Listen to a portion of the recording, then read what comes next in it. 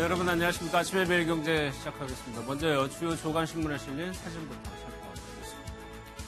계속해서 날씨가 덥습니다. 유례 없는 폭염이 장기간 이어지고 있는데 농축수산물 피해가 급증하고 있습니다. 이 사진은요, 강원도 평창의 한 배추밭인데 타는 듯한 열기에 잎이 녹아버린 배추가 속출하고 있습니다.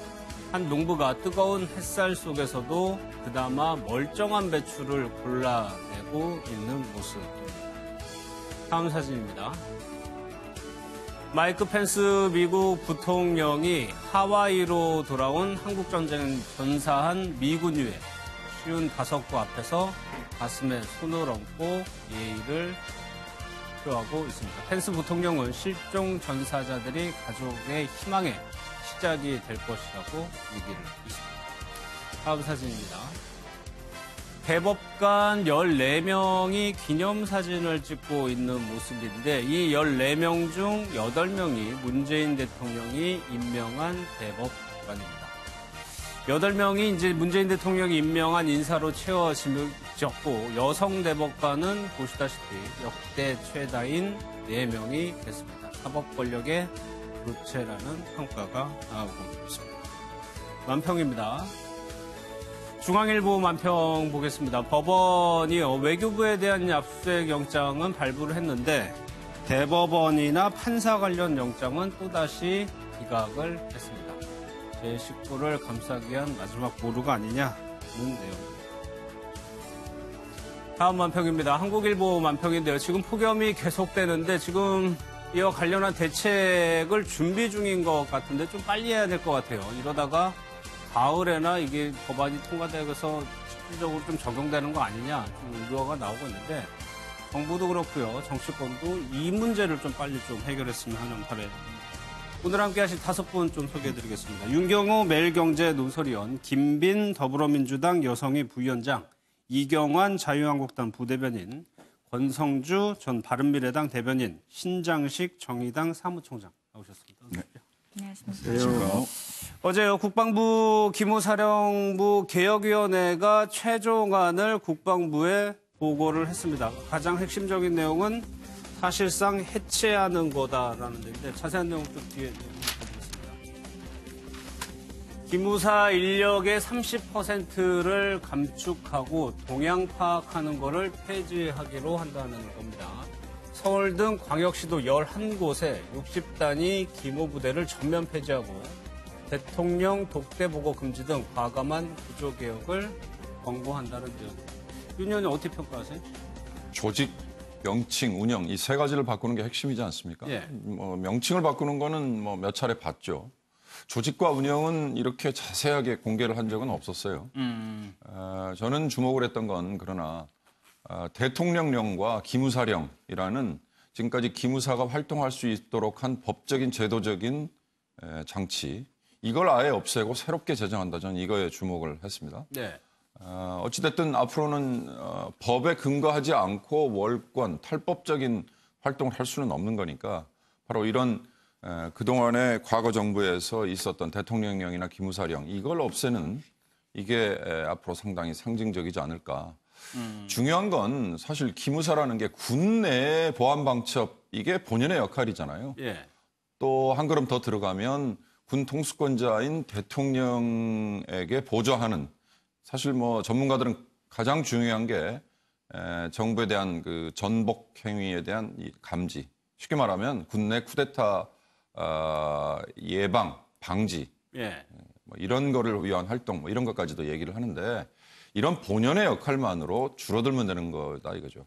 이 본연의 역할 이외에 민간 영역까지 지금까지 관여를 했던 게 과거의 관행이었다는 건데 이제 그걸 차단하기 위한 거니까. 예. 사실 이게 이제 복수안을 올린 건데 청와대에서 국방부가 어떤 안을 택해서 청와대에 어떻게 보고를 하느냐인데 지금 아마 국민의 눈에는 기무사가 사실상 해체되는 거다 이렇게만 기억에 남을 것 같아요. 그렇죠. 예. 예. 각 당에서 나오셨는데 또 입장이 조금씩 다를 것 같아요. 쭉 한번 들어보겠습니다. 김빈 부위원장부터. 네, 이 기무개혁 TF 권고안 발표가 되었는데요. 이제 세 가지형으로 복수안이 이제 발표가 되었지만은 예. 민 의원님 말씀하신 대로 사실상 해체 수순에 들어간 것이다라고 보시면 될 것 같습니다. 다만 이제 자세히 들어가 보면은 이 기무사가 어떻게 이렇게 비대해진 권력을 가지고 이 개헌 문건이라는 정말 사상 초유의 이런 내란음모 사건 그 문건을 작성할 수 있었느냐 이런 것들을 보면은 기무사가 이제까지 쥐었던 게 두 가지란 말이에요. 첫 번째는 정보력입니다. 그 군내의 모든 그것들에 이제 도청과 감청을 할 수 있었고 이것을 보안 방첩 이런 임무라는 것을 임명하에 이렇게 지낼 수 있었는데 이 정보력과 그리고 바로 이제 권력에 가장 가까이 가는 국군 특수권자와 그 직보 독대를 할 수 있는 그러한 막대한 권력을 갖고 있었단 말이에요. 그런데 이번에 그 TF 권고안을 보면 이것 두 개를 모두 금지하는 보안 방첩의 이유가 있을 때에만 뭐 감청이나 이런 그 정보를 수집을 할 수 있도록 하는 것과 그리고 그 독대를 금지하는 것을 권고했단 말이에요. 그래서 이런 것들을 봤을 때 이제 기무사의 사실상 이제 팔다리를 다 자르고자 하는 그런 그 TF의 의지가 드러난 것이다. 다만 중요한 것은요. 이 기무사 개혁이 어떻게 이 시작이 되었는지에 대해서 좀 봐야 할 것 같습니다. 바로 이 개헌 문건인데 이 개헌 문건은 누군가가 이 기무사 TF의 막강한 권력을 이용해서 누군가가 이용하려고 생각을 했었던 것인지 아니면 만약에 그것이 사실이라면 그것이 누구인지를 밝혀서 국민들에게 철저하게 이제 밝혀서 그것들을 조사해 나가거나 그 책임자에 대한 처벌을 하는 것이 가장 중요하다고 생각합니다. 이게 얘기를 하다 보면은 결국엔 기무사 그 문건으로 가게 되더라고요. 대부분 이번에는 좀 이 개혁안에 대해서만 좀 평가를 해볼까요? 뭐 조금 전에 얘기하셨다시피 모든 기무사 개혁은 기무사 문건으로 시작을 하는데 기무사 문건에 대해서는 아직까지 최종적인 결론이 나온 상태는 아닙니다. 그래서 그렇다고 해서 어쨌든 작성 자체도 문제가 있기 때문에 국민이 의구심을 가지는 건 사실이고요. 그래서 기본적인 방향이 정치 관여를 금지해야 된다. 민간인 사찰을 금지해야 된다. 이건 당연한 이야기입니다. 그건 현재도 불법인 거고요. 그 불법을 제대로 해오지 않은 기무사, 거기에 대해서는 당연히 어떤 처벌이라든지 법적인 조치가 있어야 되는데 문제는 이 기무사에 대한 적정한 공과에 대한 평가는 이루어져야 된다 저는 봅니다. 그래서 과연 국민들이 이 적정한 공과에 대해서 정확한 평가를 할 수 있을 만큼 국민들이 알고 있느냐? 저는 거기에 대해서는 의문스럽습니다.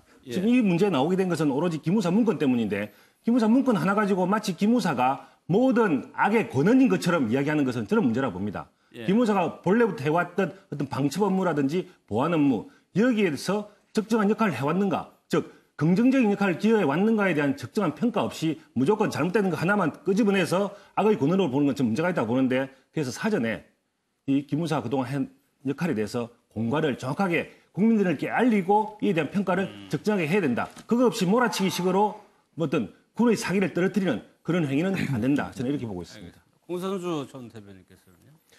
네, 일단 그 어저께 나왔던 세 가지 안, 지금 가장 유력시 되는 것이 사령부 존치를 하고 그리고 대통령 독대 등의 이런 정치 행위를 못하도록 한다라는 것이 가장 유력하게 지금 보이고 있는 것 같습니다. 그러면서 그 일각에서 나오는 얘기가 원래 기무사의 본연의 목적인 그 보안과 방첩 역할에 집중을 하겠다라고 이야기는 하나 그렇지만 실질적인 해체 수순을 밟는다라고 얘기를 하고 있어서 이게 정말 지금까지 그 기무사의 본연의 역할이었던 방첩과 보안 역할을 그대로 잘 할 수 있을 것인가에 대한 의문이 남습니다. 그래서 이것이 그 이른바 저희가 흔히 얘기하는 목욕물을 버리려고 하다가 아이까지 버리지 말라라고 얘기를 많이 하지 않습니까? 이 기무사에 대한 개혁 이런 거는 좋지만 정말 이 세계 유일한 분단 국가인 대한민국의 이 기무사의 본연의 역할은 그대로 가져갈 수 있도록 해야 된다. 그리고 우리 지금 부대변인께서 말씀을 하셨듯이 지금 이 문건 문제로 결국 돌아갈 수밖에 없는 것인데 이 문건이 정말 이 촛불 집회와 그리고 태극기 부대 이것이 치밀하게 이렇게 부딪히는 상황에서 이 경찰 공권력이 제안을 보였을 때 어떤 그 대안을 위한 것이 아니었느냐 이런 것들에 대해서 지금 특별조사단에서 조사를 하고 있다는 말이죠. 그래서 이 문건의 실체와 이게 정말 실행 계획이었는지 이런 것들은 조금 더 지켜봐야 되겠지만 그럼에도 불구하고 우리 국민들께서 이렇게 민감하게 생각하시고 또 야 이게 정말 이 시대에 어떻게 이런 게 있을 수가 있어라고 생각하시는 이유는 우리 그 촛불 집회가 정말 이 평화스러운 세계적으로도 동망받았던 그런 집회였지 않습니까? 그런 평화적인 분위기에서도 이렇게 군대가 이런 기획을 했단 말이야라는 거에서 좀 놀라고 계시는 것 같고 그리고 우리 역사에 가지고 있었던 5.16, 12.12 이런 군 쿠데타의 기억을 우리 국민이 가지고 계시기 때문에 예. 그런 어떤 이 문건에 대한 그 조사가 다 끝나지 않은 시점이지만 우리 국민들, 우리 사회가 이거에 대해서 이렇게 민감하게 지금 반응을 하고 있지 않은가 저는 그런 생각도 해봅니다. 정의당에서는 어떻게 보세요? 지금 좀 말로 그칠 것이 아니라 실질적으로 해체해야 된다. 그래서 저는 여기서 나온 이란 사령부 체제 유지하는 안은 실질적 해체 방안이 아니라고 평가합니다. 좀 부족하다고. 예, 부족합니다. 예. 마치 그 친위 쿠데타를 하듯이 개헌 문건을 작성했던 것이 공과 과 중에 다른 공과 중에 하나인 것처럼 평가하는 태도 자체가 저는 잘못된 평가라고 생각하고요. 사실상 중앙정보부까지 해체하고 본인들이 역할을 대신하는 방식의 계획들을 세웠단 말이죠. 예. 이거는 친위 쿠데타를 기획한 거다라고 밖에 볼 수 없고 이거는 이 하나만으로도 물론 기무개혁은 이 개헌 문건으로부터 시작된 것도 아닙니다. 국방개혁의 핵심 축이 기무개혁이었잖아요. 근데 이게 이제 개헌 문건까지 나와서 촉발이 됐는데 사실은 이거는 원 오브 댐 공과 중에 하나가 아니에요.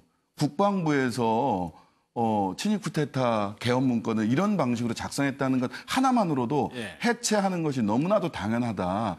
공과 가를 공평하게 놓고 따져봐야 한다라는 얘기는 결과적으로는 지금 국민들 여론에 밀려서 기무개혁에 대해서 반대할 수 없지만 내심 기무사 개혁 반대하는 입장이지 않은가라고 국민들은 생각하고 계실 겁니다. 저는 본격적으로 정말 해체에 준하게 하려면 국방부 본부 체제로 변경하거나 외청 형태로 가는 방안을 중심으로 해야 그 앞뒤가 맞는다. 그런 예, 아까 권선조 전 대변인께서 말씀하신 것이 국민들께서 오해하실 수도 있을 것 같아서 두 가지만 바로잡아 드리면요.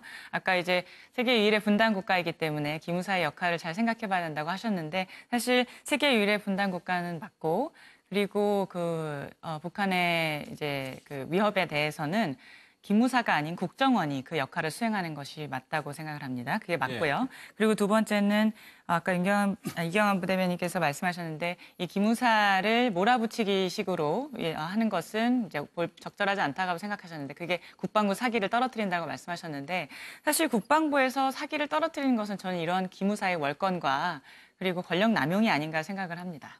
예. 짧게 하겠습니다. 네. 마무리하겠습니다. 말을 지금 그게 무슨 뜻이냐면 기무사 역할에 대해서 제대로 평가하지 않은 상태에서 기무사를 아의 권위로 봤을 때 그래서 아의 권위로 보고 전체를 해체한다는 수준으로 가게 되면 국민에게 투명하게 그 기무사 역할에 대해서 다 이야기를 해야 된다는 이야기예요. 그렇지 않은 상태에서 본인들이 시각했으면 그 군을 개혁하려고 했을 때는 그 계획의 저항이 있다 이렇게 보는 거고 정의당 이쪽 대변인께서 이야기하시는 거 개혁이 반대한다 그렇게 생각하지 않습니다. 기무사 처음에부터 말씀을 드렸고요. 정치관이라든지 민간 사찰에 대해서는 반드시 반대한다고 그래. 그건 법이 이미 불법으로 되어 있는 부분입니다. 현행법으로 처벌이 가능한 부분이고 그 부분들이 지속적으로 이루어진다면 그 부분에 대한 개혁은 반드시 이루어져야 된다. 이렇게 보는 거죠. 제 의견에 대해서 얘기를 하셔가지고 바로 짧게만 말씀드릴게요. 지금 기무사의 어떤 방첩, 보안 활동 이런 거에 대해서 국정에서 하면 된다고 얘기하셨지만 그렇다면 지금까지는 왜 기무사에서 그걸 해왔겠습니까? 이전에 우리가 국정에서도 그 방첩 보안 활동을 해오고 기무사도 했던 이유가 있었을 것이고 군대 내부의 그것이 보안 방첩 지금 우리가 활동을 어떤 안보적인 환경이 나아졌길래 뭐가 바뀌었길래 그렇게 이제는 필요 없다라고 판단하시는 건지 그런 거야말로 근거 없는 이상주의가 아닙니다. 군대 내부의 잠시만요. 현재실 총장님까지 할게요. 예, 그러겠습니다. 한 분씩 두 번씩 다 말씀하셨어요. 네, 알겠습니다. 군대 갔다 온 사람들은요, 기무사가 어떻게 군대에서 군인들의 사기를, 다른 부대의 사기를 떨어뜨리는지 실천적으로 다 알고 있습니다. 군대 사기를 걱정하신다면 기무사 해체해야 되고요. 두 번째, 기무사 역할 공과평가하자고 하시잖아요. 역사 속에서 기무사 역할 공과평가 안 됐습니까? 전두환 보안사령관이 쿠데타 일으켰습니다. 그 뒤에 노태우 대통령도 보안사 출신이고요. 이게 이미 역사 속에서 공과평가가 다 돼 있었던 것을 다시 공과평가하자고 하는 얘기가 기무사 개혁에 반대한다는 말과 무엇이 다른지 알겠습니다. 국민들은 시청자분들이 대략적으로 아셨을 판단하실 것 같아요. 겁니다. 더 이상 안 하셔도 될 것 같아요. 다음 내용 보겠습니다. 문재인 대통령이 리비아 피랍 국민 구출에 최선을 다하라. 윤님 지금 휴가 중인데 어떻게 보면 좀 당연한 얘기인가? 그렇습니다. 사실 우리 국민이 피납된 거 우리 정부가 파악하고 있는 건 오래됐죠.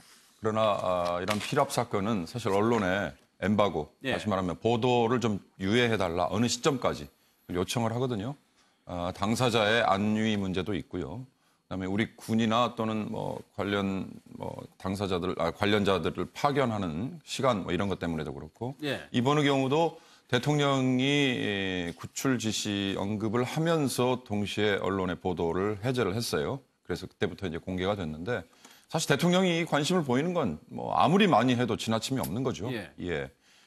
결과가 중요합니다. 결과가 실제로 나중에 정말 구출이 얼마나 잘 되느냐. 그런데 문제는 지금 아직 납치를 해간 쪽에서 구체적인 협상 조건 이런 것들을 아직 얼마나 어떤 식으로 제출을 했는지 제시를 했는지 예. 그거에 대해서 아직 공개를 하지 않았어요. 예. 그런 게 아마 핵심이 될 텐데 우리 국민 모두에게 김선일 씨의 피납 이후에 아까운 희생 그게 사실 아주 아픈 그렇죠. 아픈 트라우마죠. 그런 것 때문에 굉장히 조심스럽고요. 잠시 후 다루시겠지만 우리 김의겸 청와대 대변인이 예. 이런 위중한 상황에서도 뭐 상당히 뭐 표현을 너무 뭐 시적으로 문학적으로 했다 그래서 비판을 하기는 하는데 예. 이제 이런 것들이 사실 본질에서 조금은 멀어지는 거 아니냐. 지금은 이 필압된 우리 국민을 어떻게 구해내느냐 이게 핵심이기 때문에 거기에 집중을 해야 될 겁니다. 그게 이제 제가 이거를 윤 의원님께 여쭤보려고 하는데 기자 논설해 주시니까 사막 침묵에 귀를 기울인다. 타들어가는 목마름 이런 표현을 쓴 것이 이제 부적절하다는 일각의 의견도 있나 봐요. 이 표현 자체를 어떻게 좀 글쎄, 그걸 뭐 제가 보기에 굳이 비판적으로 보자면 그럴 수 있지만 그 뭐 어찌 보면 이 절박함을 뭐 조금 더 보여주기 위한 표현이었을 수도 있다 이렇게 보는데요. 예. 모르겠습니다. 김의겸 대변인의 선택이기 때문에 그걸 그 자체만으로 비판을 하는 거는 그렇게 뭐 바람직하지는 않을 것 같습니다. 그러니까 앞서 말씀하신 것처럼 이 지금 납치된 자국민을 구하는 게 사실 가장 중요한 거 아닙니까? 지금 상황에서. 예, 맞습니다. 그 어느 상황에서도 우리 자국민의 생명이 가장 우선시되어야 하는 것이고요. 지금 지난 6일 날 이제 피랍된 3명 중에서 이제 한 분이 한국인인 것으로 밝혀졌고, 지금 이제 청해부대가 예. 파견이 되어서 상황 파악을 하고 있는 것으로 보입니다. 이제까지 뭐 언론 발표가 늦어졌던 것은 윤 의원님 말씀하신 대로 그들의 요구 조건이 무엇인지 그리고 그들의 요구 조건에 합당하는 대응하는 뭐 관련 국가들이 있을 거 아니에요. 그러면 그 관련 국가들과의 뭐 논의라든지 소통이라든지 이러한 것들이 좀 있었을 것 같고요. 아직 공개가 되진 않았는데 그러한 것들이 굉장히 철저하게 보안이 유지되는 상황에서 이제 이루어져야 되기 때문에 그런 것들이 공개가 좀 늦어진 것 같습니다. 지난 저희 이제 예전에 아프가니스탄에서도 한 23명의 한국인들이 피랍되어서 한 39일 만에 전원 석방이 되었던 적이 있습니다. 안타깝게도 협상 과정에서 두 분이 이제 안타깝게도 사망을 하였지만은 우리 정부에서는 끊임없이 노력을 해서 계속 지속적으로 그들과 협상을 해서 들어줬던 경우가 있어서 이번에도 무엇보다 한국인의 생명을 구하기 위해서 정부가 최선을 다해서 해야 될 것입니다. 알겠습니다. 문재인 대통령이 이제 휴가 중에 다음 주 초면에 이제 업무에 복귀를 합니다. 일단 청와대 비서관 인선을 단행할 것으로 예상이 되는데 사실 이 부분 같이 한번 좀 볼까요? 비서관 인선뿐만 아니고 지금 나오는 얘기가 중앙일보 단독 기사하긴 합니다. 협치 관련해가지고 박선수 의원을 환경장관 카드로 검토하고 있다. 뭐 송영무 장관도 있겠지만 지금 인사 관련해가지고 기사가 쏟아진다는 거는 이게 아무래도 정치권의 관심인 것 같아요. 예.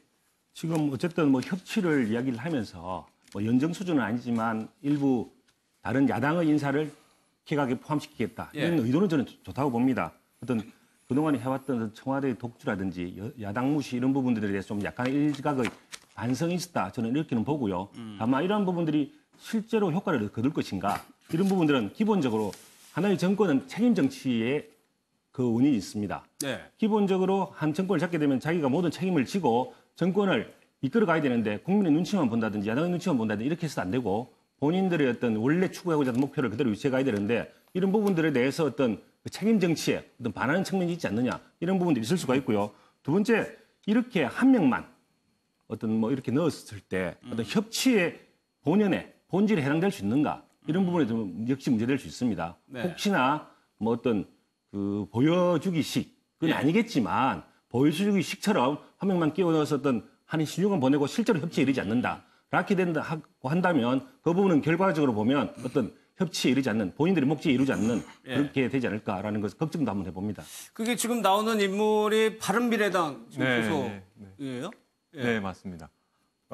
저도 이 기사를 보고 참 안타깝고 씁쓸했던 것이 안타깝고 씁쓸. 네, 씁쓸합니다. 왜냐하면 이건 내부 사정을 모르시는 일반 국민들께서 보시면 바른미래당 소속의 의원에게 이제 어떤 협치의 신호를 보내는구나 이렇게 보실 수도 있겠지만 이 박선숙 의원님이라는 분은 지금 저희 당에서 거의 이제 회의 참가하거나 이런지를 않습니다. 그래서 내부에서 뭔가 카운팅을 할 때도 사실상 좀 제외를 하고 카운팅을 하기 때문에 저희 당 활동은 지금 거의 안 하는 상태이시거든요. 당정만 바른미래당을 네, 지금 뭐 그러신데 뭐 어떤 이유에선지는 모르겠으나 어쨌든 지금 이제 당 내부의 어떤 논의 구조라든가 이런 걸 관여를 안 하고 계시는 분입니다.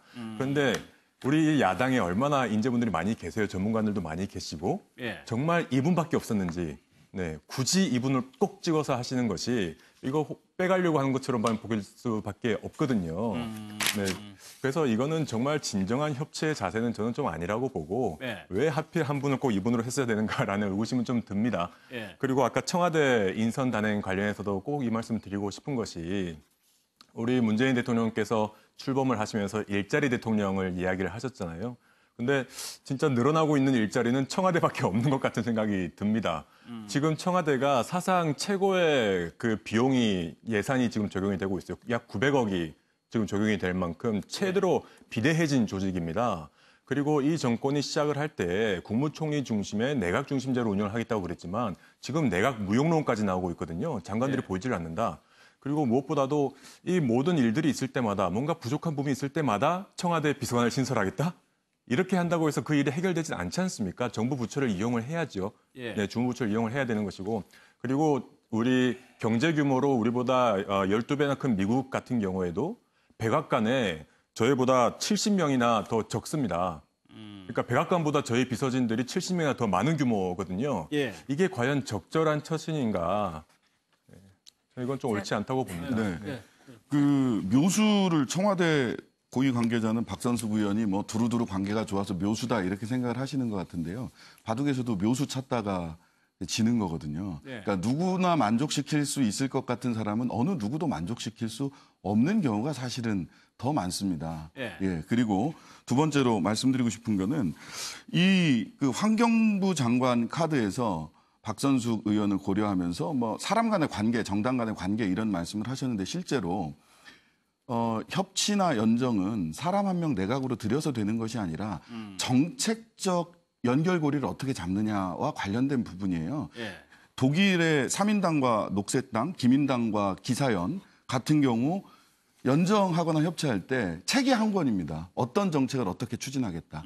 그런데 박선숙 의원이 환경부 장관으로 거론되면서 소위 물관리 일원화에 대해서 박선숙 의원 의견이 뭔지 또는 원전 정책에 대해서 박선숙 의원의 의견은 뭔지 또 바른미래당의 의견은 뭔지 이런 부분에 대해서는 검토의 첫 단계조차 거치지 않고 두루두루 만족시킬 만한 사람 관계로 봤을 때 내각에서 인선해도 되지 않겠느냐라고 접근하는 것은 협치와 연정에 접근하는 기본 접근법 자체에 좀 출발점을 달리 해야 된다. 접근법 자체에 조금 문제가 있다라고 보입니다. 협치가 참 어렵습니다. 그렇습니다. 저도 우리 신 총장 지적에 100번 동의하는데요. 사실 이 한 분을 데려간다. 물론 상징성은 있을 겁니다. 그러니까 지금 다만 현재 정치 국면이 어떤 상황이냐에 따라서 또 달라질 거예요. 그러나 지금 굳이 이 한 분을 데려간다고 해서 야당과의 관계가 원활해지는 측면 생기느냐. 그건 또 아니거든요. 저는 개각에 누차 말씀드리지만 왜 그 장관을 바꿔야 되는지를 국민이 납득을 해야 이 설득력이 있다고 봅니다. 그렇지 않으면 흔히 말하는 국면 전환용. 적당히 때가 됐으니까 그냥 바꾼다라는 그 이상의 의미는 없을 거라고 봐요. 환경부 장관을 지금 바꾼다면 왜 바꾸는지. 이를테면 폐 쓰레기 처리 문제와 관련해서 한때 민심이 상당히 들끓었잖아요. 그렇죠. 환경부가 제대로 주무부처가 역할을 못했지 않습니까? 그럴 때는 환경부 장관 교체론에 많은 국민이 아마 공감을 했을 거예요. 그러나 지금은 또 수그러들었어요. 그러니까 뭐 그렇다고 해서 그런 교체 요인이 없어졌는지 그건 잘 모르겠지만 그런 식으로 사실 이 국민의 생활과 연결이 되는 정책의 커다란 오류나 아니면 뭐 미비함을 보였다든지 이런 경우는 장관을 바꾸는 게 타당성을 얻겠지만 그렇지 않으면 어느 장관이든 간에 예. 이 바꾼다는 이유가 별로 그렇게 납득이 안 되고 더군다나 이렇게 개인 누구 하나 물론 박선숙 전 환경부 차관을 거친 박선숙 의원이 이렇게 간다고 해서 이 개인만 빼간다 이런 아마 지적을 피하기 어렵지 않을까 싶습니다. 예. 예, 제가 두 가지 말씀을 먼저 드려야 될 것 같은데요. 아까 권선주 전 대변인께서 말씀하신 게 청와대의 역대 최대 예산이라고 말씀하셨는데 그거는 제가 좀 확인을 해서 역대 정말 최대 예산이었는지 확인을 해봐야 될 것 같습니다. 지난 박근혜 정권에서 청와대 예산이 어떻게 쓰였는지 국민들께서 많이 알고 계시잖아요. 예. 몇 천만 원짜리 침대, 운동기구 뭐 이런 것들에 그리고 뭐 도청 감청 장치까지 이러한 것들을 청와대 예산을 썼었는데 지금 문재인 대통령께서는 어떻습니까? 생필품조차도 이제 본인의 돈으로 구입하겠다라고 해서 개인 사비를 써서 국민 세금의 낭비를 줄이겠다고 하시는 대통령입니다. 그래서 이것들은 저는 좀 방향성이 좀 맞지 않다고 보고요. 그리고 두 번째는 비서관 수인데 역대 최대라고 하셨는데요. 네. 이제 몇 자리 신설이 되긴 했습니다만 반대로 몇 자리는 통합되었습니다. 그래서 총 비서관의 수는 결국엔 같은 거라서 그것도 이제 사실이 아니라는 걸 말씀드리고요. 따져봐야 되겠네요. 예, 그리고 또 이제 협치 관련 말씀하셨는데 협치 참 어렵죠. 근데 이 협치 카드가 왜 나왔는지에 대해서 국민들께서는 잘 알고 계세요. 왜냐하면은 저희가 이제까지 뭐 경제를 발전시키기 위해서 세 가지 축, 뭐 공정경제, 일자리 주도 성장, 그리고 혁신 성장, 이게 세 가지 축이 골고루 잘 굴러가야 하는데 최저임금은 공약대로 이제 지키려고 노력하는데 나머지 두 개가 따라오지 못해서 그런 거였잖아요. 소상공인의 문제도 바로 국회에서 그 민생 입법 같은 것이 통과되지 못해서 한 거였는데 바로 국회에서 이제 야당이 뭐 법안을 볼모로 삼던지 지난번에 드루킹 같은 경우에도 민생 법안을 볼모로 잡아서 2달 동안 국회를 쉬면서까지 드루킹 특검을 받아내고 그래서 이것들을 민생 문제를 국회에서 바로 야당 정치인들이 정쟁의 수단으로만 활용했기 때문에 어떻게든 이제 정부와 여당에서는 이 협치 카드를 이용해 보려고 하는 것입니다. 예. 물론 저희가 잘잘못은 따져봐야 되겠죠. 한 분을 모시는 것이 올바른 것이냐 아니면은 좀 더 다른 방안을 모색해야 되느냐에 대해서는 저희가 해야 되는 것이고요. 예. 저는 그거에 앞서서 국회가 잘 돌아갈 수 있도록 한마음 한뜻으로 경제를 살리자는 그런 한마음 한뜻으로 국회가 스스로 먼저 협치를 해야 된다고 생각합니다.